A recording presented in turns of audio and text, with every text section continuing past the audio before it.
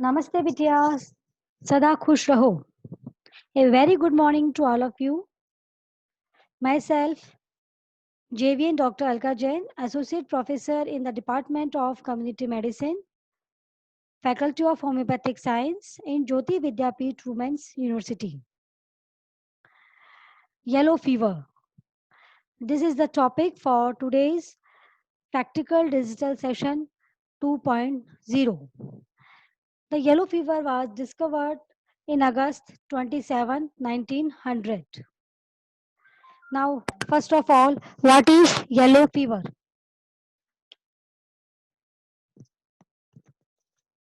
Yellow fever is an acute viral hemorrhagic disease transmitted by infected mosquitoes. The yellow fever in the name refers to the jaundice that affects some patients. The yellow fever vaccines is only recommended for people living in or traveling to places where yellow fever is a risk, or for people who works in labs studying in the virus. Now, what are the common signs and symptoms of yellow fever? Mostly people who get yellow fever recover after mild symptoms, including fever and chills, severe backache, headache, back pain, body aches, upset stomach, and throwing ups, feeling tired and weak. But in some cases, complications may develop, and the, the vital organs may involve the liver, the kidneys, and the lungs, and patient may die from yellow fever. So yellow fever is a serious illness. uh, how does the yellow fever spread? This is the mode of transmission of yellow fever. Yellow fever does not spread from persons to persons like through touching or kissing. The virus that causes yellow fever is spread by the bite of an infected mosquito. So, yellow fever is a vector borne disease, and it is spread by the transmission by the bite of infected Aedes or Haemococcus species mosquitoes. Mosquitoes acquires the virus by feeding on infected primates, either human or non-human, and then can transmit the virus to other primates. Now come to the point. This is yellow fever vaccine, and why this vaccine is important. The vaccination is the single most important measure for preventing yellow fever. The vaccines has been used for many decades and is safe and affordable, providing effective immunity against yellow fever within 10 days for more than 90% of people vaccinated, and within 30 days for 99% of people vaccinated. A single dose provides lifelong protection. So, if we talk about the effectiveness of yellow fever vaccines, so it is very highly effective. That is, it is 99% effective up to 30 within 30 days. To prevent outbreaks in affected regions, vaccinations coverage must reach at least 80% of the population at risk, so that a herd immunity can develop between the community, and all the people of the community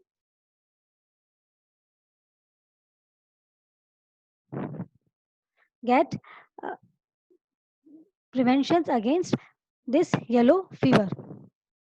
Now the talk about the doses of the vaccination.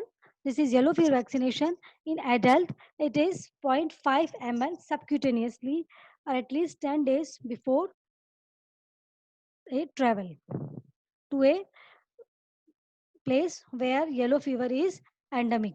A single lifetime dose of yellow fever vaccine is sufficient for most of people traveling to endemic areas, although some high risk groups may benefit from a booster dose according to Center for Disease Control, this is CDC, and Prevention's Advisory Committee on Immunization Practices. Booster or additional dose for high risk groups.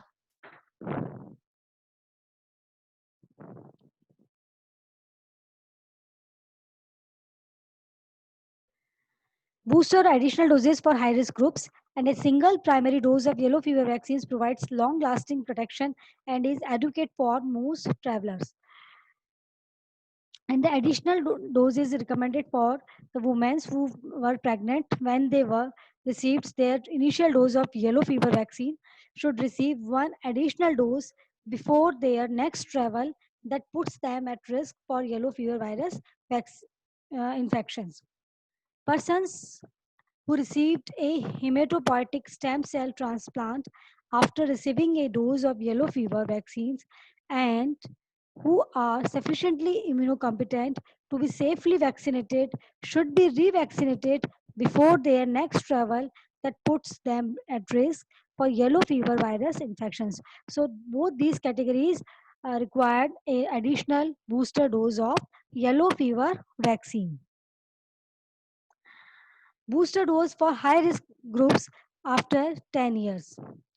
A booster dose may be given to travelers who received their last dose of yellow fever vaccine at least 10 years previously and who will be in higher risk setting based on season, location, activities, and duration of their travel.